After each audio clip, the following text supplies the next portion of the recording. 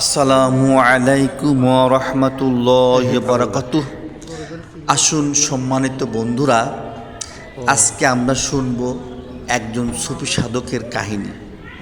তিনি হচ্ছেন হযরত শাহ সুফি সুলতান মাহমুদ বলখি মাহিসা রাহমাতুল্লাহ আলাইহি। তিনি শুয়ে আছেন বগুড়ার মহাস্থানগড়ে। তার বিশাল মাজার শরীফ এখানে রয়েছে।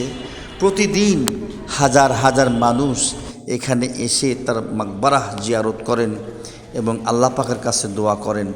মহান আল্লাহ পাক তাদের দোয়াগুলি কবুল করে নেন। এই মহান সাধক ছিলেন আফগানিস্তানের বলখ রাজ্যের বাদশাহ আলী আসগার সাহেবের একমাত্র পুত্র। তার পিতার মৃত্যুর পরে যখন তাকে বাদশাহ ঘোষণা করা হয়, তিনি বাদশাহী পরিত্যাগ করে তিনি চলে যান দামেস্কে। সেখানে গিয়ে তার পীর শেখ তৌফিক রহমতুল্লাহ আলাইহির শিষ্যত্ব গ্রহণ করেন।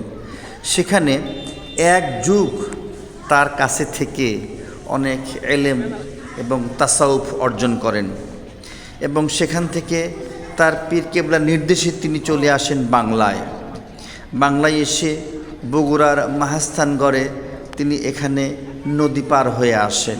কথিত আছে তিনি মাছের পিঠে চড়ে করতোয়া নদী পার হয়ে তিনি এখানে আগমন করেন, তাই তার নামের শেষে মাহিসাওয়ার যুক্ত হয়েছে। এখানে এসে তিনি শুনতে পান মীর বুরহানুদ্দিন তার পুত্র সন্তান আল্লাহ পাক তাকে দান করেন, তিনি খুশি একটি গরু কুরবানি করেন। ওই সময় রাজা